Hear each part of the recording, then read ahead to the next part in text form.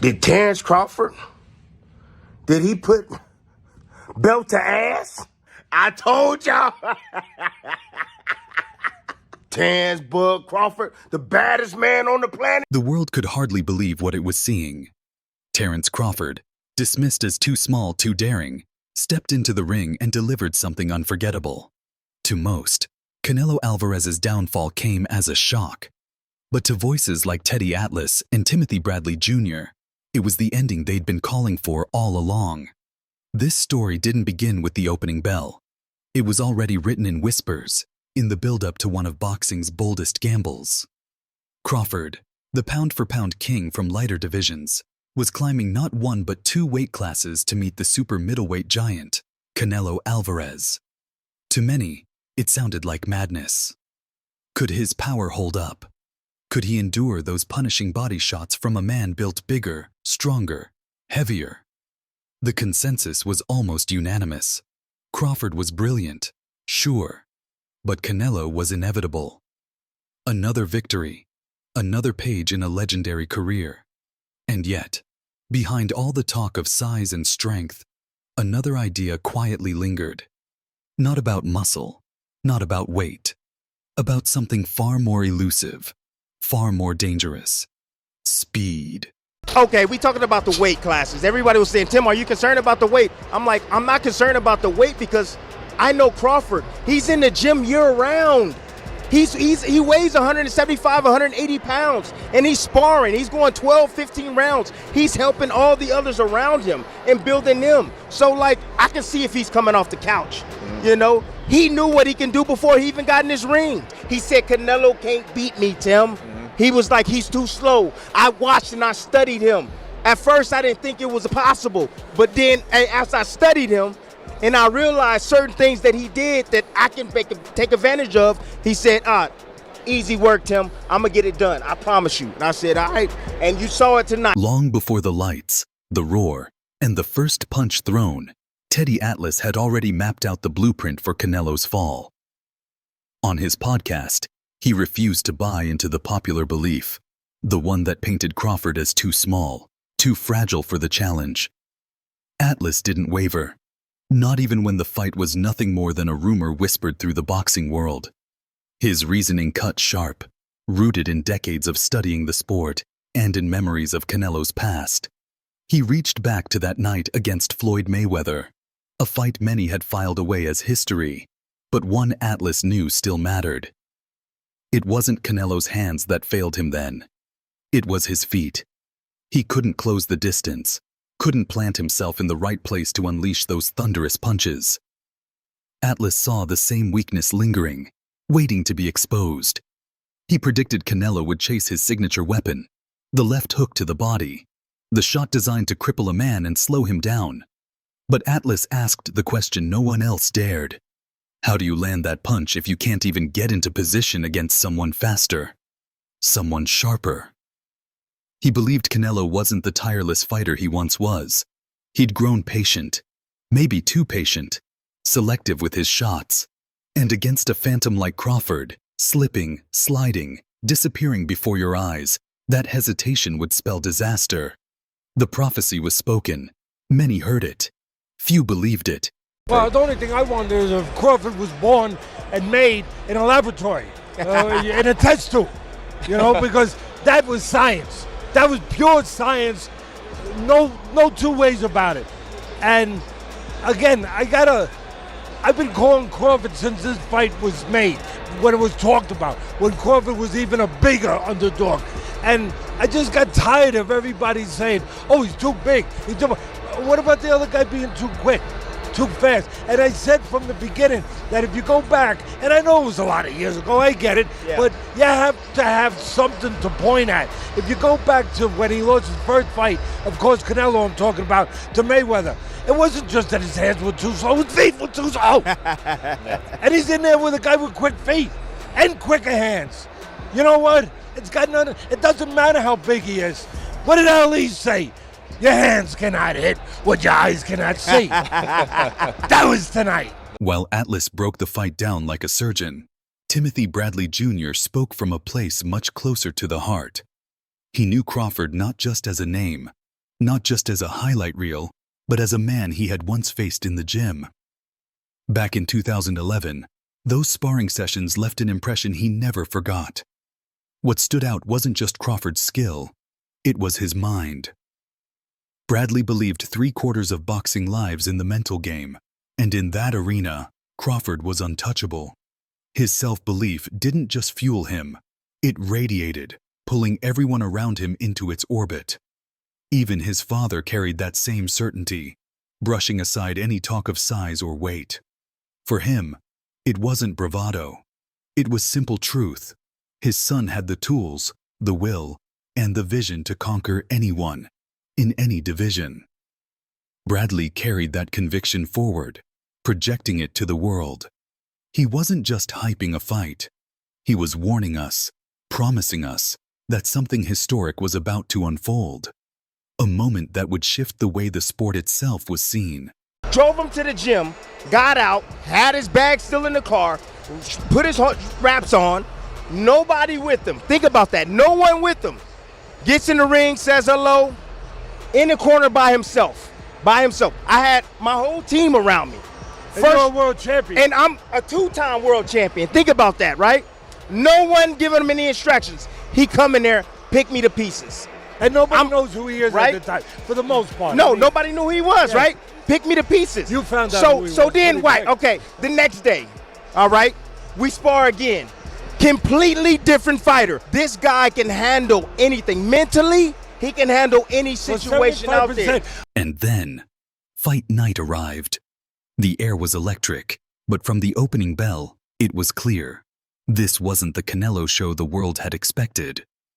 Crawford, locked in as a southpaw from start to finish, became a riddle Canelo couldn't crack.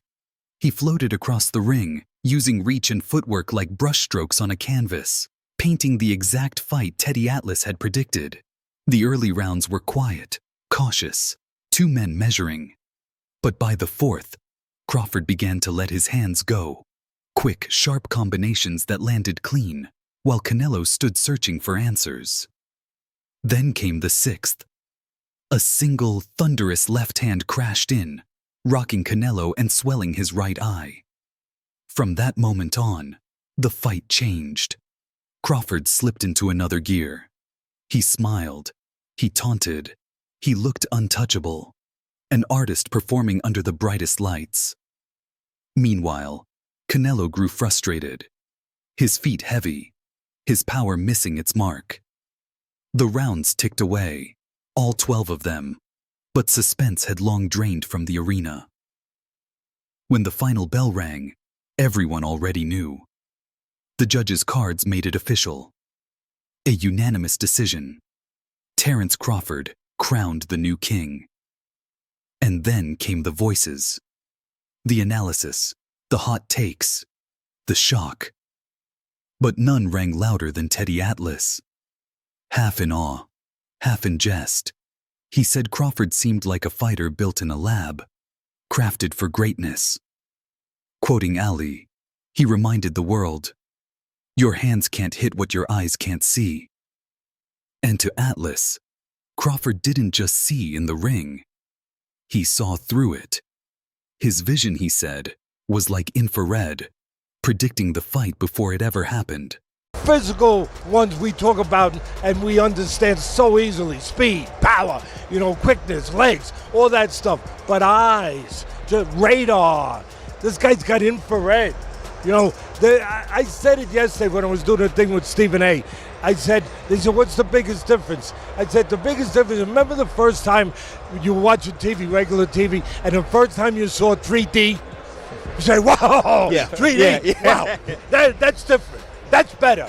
That's this guy. He's 3D. The other guy's old-fashioned black and white. Talk of a rematch surfaced almost instantly, but Teddy Atlas shut it down. To him, there was no mystery left to solve, no unanswered questions. He painted the fight in simple, brutal strokes. Crawford had dominated.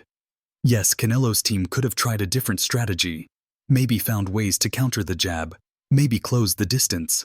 But Atlas was clear. None of it would have mattered. Crawford was too instinctual, too gifted. You don't game plan against a fighter like that. You just survive him. Meanwhile, Timothy Bradley Jr. couldn't help but celebrate his "I told you so" moment. But this was more than validation. For him, it was history in real time. He had seen plenty of greatness up close, but this was something else. He called it one of the greatest performances the sport had ever witnessed. With no hesitation, Bradley delivered his verdict. Terence "Bud" Crawford was the baddest man on the planet. The defining fighter of his generation. Canelo, it became a fight where Crawford made it where Canelo, to have any chance, he had to go get close. So he had to go through a bad neighborhood. Yep. And Crawford mugged him. It's that simple. He had to go through a bad neighborhood to get anything done, to get to the place that something was going to be done good. Yeah. And he got mugged going through that neighborhood. Yeah. It's that simple. Bradley's admiration only deepened when he thought about the road Crawford had traveled. A year out of the ring, coming off shoulder surgery, then leaping 2 full weight classes to deliver a masterpiece. That wasn't just skill, it was resilience. And what struck Bradley most wasn't just the victory, but the way Crawford achieved it. No massive entourage, no revolving door of trainers. Just the same tight circle of 5 loyal men in his corner. In a sport where teams often swell and splinter, that loyalty was almost unheard of. And yet, for Crawford, it was everything. A year out of the ring. I think it was like 13 some odd months out of the ring, okay? Yeah, really. Yeah. 2 weight classes. Think about that. Yep.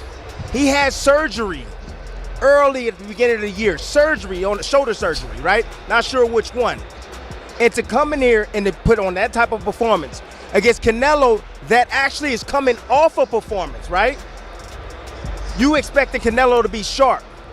He was sharp. However, what Crawford did was he took the air out of the ball. Yep. He used this. That's what boxing's about, people. It's about this. Strategy. That's what he had. He used his feet. He understood Canelo every single movement. That's why Canelo couldn't land any shots on him. He knew it was coming. Look, so the issue with Canelo tonight was his feet were too slow. All right. He was looking for looping shots. He didn't throw enough punches at all. Couldn't get his jab established at all. And when you can't get your jab established, it's hard to land your power shots. He was looking to time Crawford. Crawford had the longer reach. He was keeping him at bay, and over the course of Canelo's career, especially the back end, he's got accustomed to fighting a certain style, keeping his hands up high, walking forward, and Crawford made him pay for that. And Crawford knew exactly what he was doing. Oh, I see what you're doing. You're going to take a walk? That's fine. Eat this jab. Not allowing Canelo just to relax. So, look, spectacular performance by Crawford. Canelo, I think this is it for him, to be honest with you. I think this is the tail of his career. If he fought Crawford again, I think it'd be worse the second time. But Bradley didn't let the night end without giving Canelo his due. He admired the way the champion handled defeat, with grace, with honesty, without excuses. Canelo admitted it plain. He had lost to the better man. He even praised Crawford for the brilliance he'd just displayed. For Bradley, it was vindication in its purest form. And he had a message for the doubters. The time for skepticism was over. It was time to recognize greatness. That night didn't just shake the boxing world. It rewrote it. For Terence Crawford, this was the crowning jewel of an already glittering career. He became the first male fighter of the 4-belt era to reign undisputed in 3 different weight classes. A feat that pushed him to the very top of the sport, with Atlas, Bradley, and countless others naming him the new pound-for-pound king. For Canelo, the story turned in a different direction. The aura of invincibility was shattered, replaced with questions about what came next, about his legacy, about his standing among Mexico's all-time greats. The king had fallen, and the landscape of boxing shifted overnight. But this wasn't just an upset. It was the fulfillment of a prophecy, a night where foresight met destiny, and history was made. For me, the thing that bothered me, there's only one thing that really did bother me, and that's why I don't want a rematch, I'll be honest. I've been in this business 50 years, too long to fool myself. Those judges should be really, they got to look in the mirror to have it that close. There's no way it was that close. Thank God he dominated. Because otherwise we might be here talking a whole different thing and really going nuts. And I would definitely break this thing. Yes, you would. Definitely I break believe it. you. And maybe that. And I'd owe money. And I couldn't care. I would pay it. But at the end of the day, that's why I don't want to see it again. He dominated, and the judges had it that close. Yeah. Give the judges another shot at it. Forget about the fighters. I don't want to give the judges another shot at it. Teddy Atlas and Timothy Bradley Jr. weren't reacting to a surprise. They were watching a prophecy fulfilled. They had seen the cracks before the rest of us, the slowing feet, the reliance on raw power. And they had seen, too, the brilliance of Terence Crawford, the footwork, the sharp mind, the unshakable belief in himself. What the world called an upset, they recognized as inevitability, a showcase of strategy, patience, and genius. That night proved something timeless. In boxing, speed of the mind can conquer strength of the body. And it left the sport at a crossroads. One man, crowned the new king, having reached the mountaintop. The other, an old lion, now facing the shadows of his own legacy. History had shifted, and nothing in boxing would ever feel the same again.